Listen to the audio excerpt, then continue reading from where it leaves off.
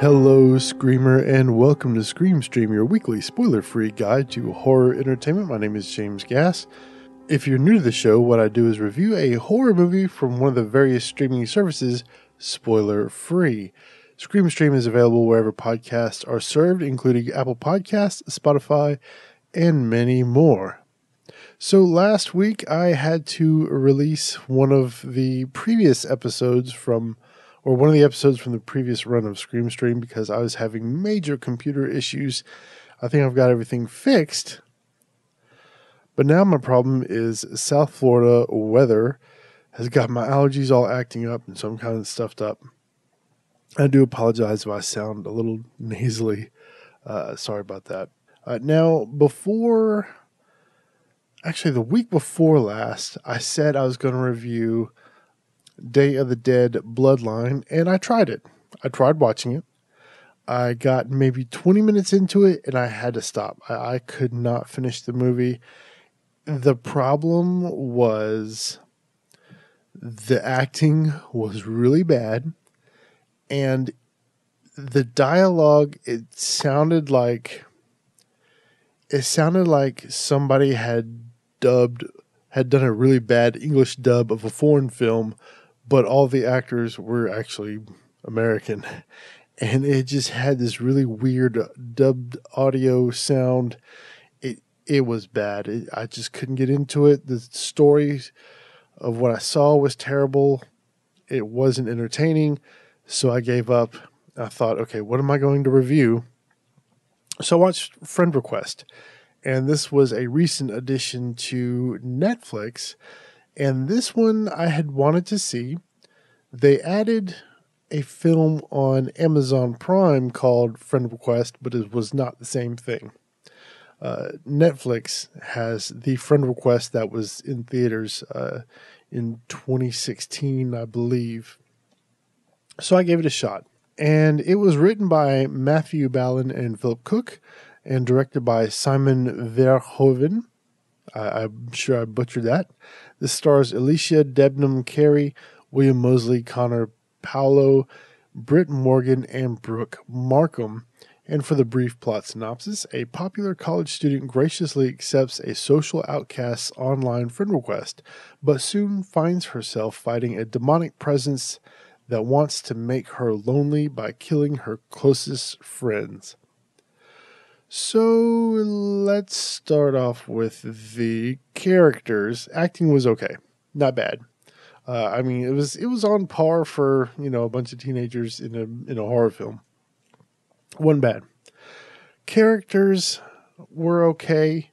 The main character, Laura, played by Alycia Debnam-Carey, was fairly interesting. She was kind of like, her character was interesting in that she wasn't the stereotypical popular girl who was super crappy to everybody. She was a popular girl, but she seemed like a nice enough person. Like, she seemed like somebody you would actually want to be friends with. I also thought that her friends, Olivia and Isabel, were interesting in that they were kind of the same way. Olivia was sort of like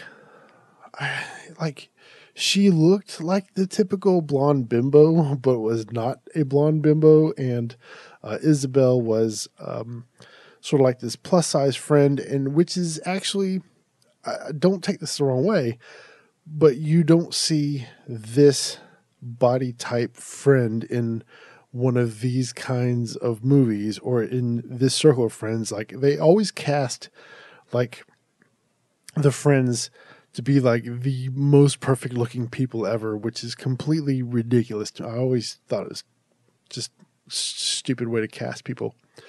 This was actually a believable group of friends who would be friends in college. And that was a nice surprise. I appreciated that.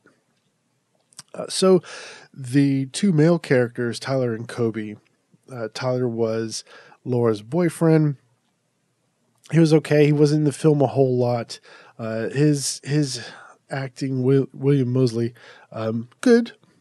It wasn't bad. Character was all right. Nothing It was nothing special. Kobe was the ex-boyfriend, but thankfully he wasn't like the annoying type of ex-boyfriend constantly trying to get back with Laura, which usually also seems to be like one of these typical tropes. However, Tyler was he was like the stereotypical jealous boyfriend, I guess. Not overly done that way, but it was there. And then we have Lysel Ashlers, who played Marina. This was the outcast who became friends with Laura through Facebook. First, I guess you kind of get the feeling that Marina's stalking Laura. She doesn't have any friends, so she kind of singled Laura out, and then kind of made friends with her on Facebook, and then they met in real life, and Marina became like this super creepy kind of person who always wore a hoodie. Not that there's anything wrong with wearing a hoodie. She started stalking Laura, and like at one point, Laura had her birthday party, and she told Marina that it was just going to be her and Tyler, but then all of her friends were there, and her mom was there, and she posted all this stuff on Facebook, and Marina saw it. And the first thing you wonder is, why are you going to post all this stuff on Facebook where you know somebody's going to see it and you lied to them? Like, what is your thought process there? Well, anyway, Marina flips out and does something terrible, and then the movie goes on from there. And so let's kind of get into the story here. The story was something a little, I don't want to say like original, because I mean, you've kind of seen variations of this story before, but the way they told it was interesting, and it wasn't, so it's not a whodunit kind of ghost, or it's not like a who is the ghost or demon. We kind of know who the demon is.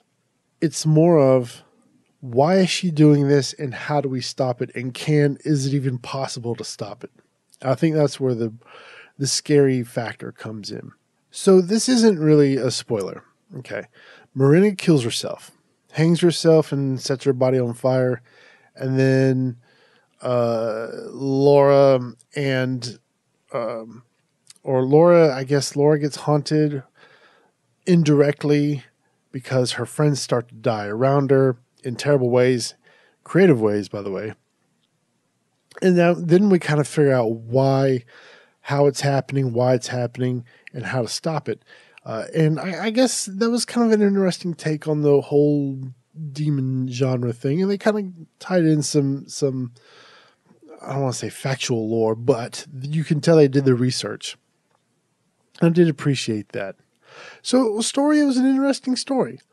Jump scares. There's a few good jump scares in there. My wife watched this with me. She did not jump at all. I did, because that's what I do. I watch these movies and a jump scare happens and I jump. I can't help it. But there was a couple good ones in there, not overly used. I thought they were well placed.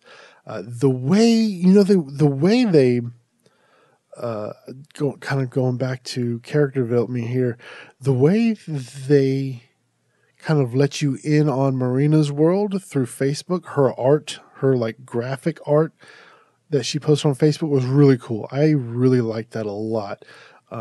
Just by showing us a few of these little art pieces, you kind of get a glimpse into her life and who she is as a person, and kind of what she feels and what she thinks about the world around her. I thought that was a really nice touch. But yeah, back to the story. An interesting story, not overly done, but I did like it. So this film currently has a 5.3 on IMDb. I think that for my rating system, comparable. I think it's fine. I would give this film like a 2.75. It's almost a 3. Not a bad movie. It's on Netflix, so you don't have to pay anything extra to rent it.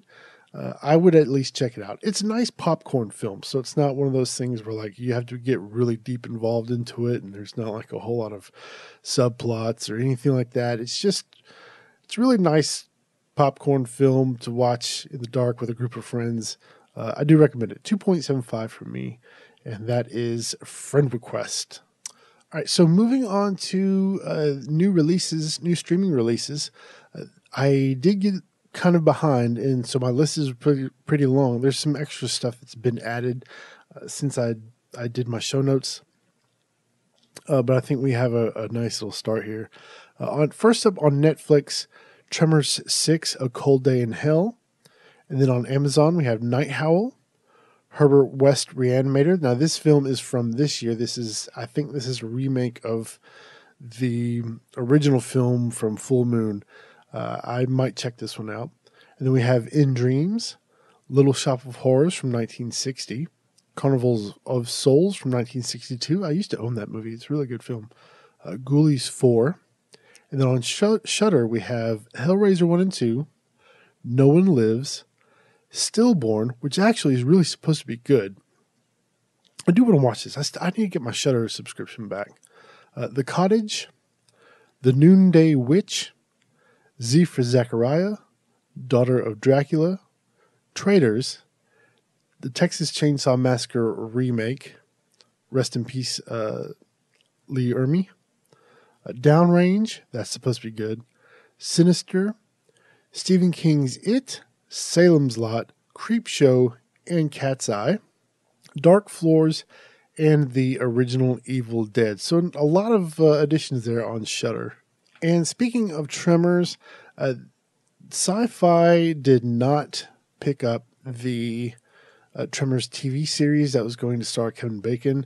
They shot the pilot, and they recently released, I think it was like last week, they released the trailer for the show, which looked really cool. It looked like it would have been a good show. I'm really disappointed they did not pick that up. But they are scheduled to release the new show written by George R. R. Martin, or based on George R. R. Martin's book, Night Flyers, which is supposed to be kind of like horror in space. So Event Horizon, maybe. It sounds interesting. I can't wait to see that. Then we also had the teaser poster for Halloween, the new Halloween, which was done by Blumhouse. That was filmed this year. I think it was filmed this year. Should be out in October. I'm excited to see that. And I haven't really seen much other news. Margot Kidder did pass away. She was in the Amityville Horror, and then she was also in Black Christmas. And then, of course, she was Lois Lane in the Superman films from the 80s, starring Christopher Reeve. So she did pass away this week. And I think that's really about all the news I had. I wasn't even going to do news. It just kind of popped in my head, hey, maybe I should talk about this. But that is going to do it for this week's episode of Scream Stream. Hey, I do want to remind you that I have a YouTube channel that's not horror related. It's more of a vlogging channel. But if you want to check it out, it's over at youtube.com/SBRJames. I am working on some new videos for that if you want to check that out. And then something else I want to mention. I have a Scream Stream YouTube channel where I post the podcast episodes simultaneously up to YouTube, but all it is like a static image with the audio. And the episode where I reviewed Happy Death Day got flagged by Universal for copyright infringement, and they said this was a manual flag, by the way, so somebody actually took the time to watch the video. They claim that I used video clips from the movie, which is ridiculous because it was a static image and all audio of me talking about or reviewing the movie. You know the episode if you listen to it. I disputed it, and they claimed that my dispute was wrong, and the claim stayed. And if I wanted to dispute it a third time, they would review it, and then if they rejected my counterclaim again for the third time, I could have a copyright strike, which seems to me really ridiculous. Why wouldn't YouTube actually look at the video? Why would it just send them? Because you know they're going to say, oh, no, we're just going to reject your counterclaim. You copyrighted or you used copyrighted material. That whole copyright system was ridiculous. It pissed me off. So I deleted the video, and I'm probably not going to be posting those to the YouTube channel anymore. If I do post anything to the Scream Stream YouTube channel, it's probably going to be original content where I sit in front of a camera and maybe review a video or review a movie or something like that. But as far as podcast episodes going up there, I'm not going to do it anymore. That just seriously set me off. I was so mad about that. It's just ridiculous. So, but there's my little rant. All right, that's going to do it for this week's episode of Scream Stream. If you'd like to keep up with me outside of the podcast, you can do so at screampod.com, where you can find links to all my social profiles. If you want to follow me on Twitter, I am at scream_stream. Go and join the Facebook page, because I'm going to start posting there a lot more. I have been posting some minor updates over there, and that is facebook.com/screampod. So go over there, like the Facebook page, and we can chat and all that good stuff over there on Facebook. And while you're at screampod.com, remember to subscribe to the show using your favorite podcatchers such as Apple Podcasts, Spotify, Castro, Overcast, whatever podcatcher app you might happen to use. Subscribe to the show there. If you have a movie you'd like me to review, just hit the contact tab, fill out the form, and that'll send me an email directly, or you can hit me up on Twitter or Facebook and recommend a movie for me to review, because sometimes it does get a little overwhelming trying to pick a film to watch. And then finally, music for Scream Stream was created by Kevin MacLeod at Incompetech.com. Until next week, I'm James Gass saying, if it was real, the cameraman would be dead too. Good night.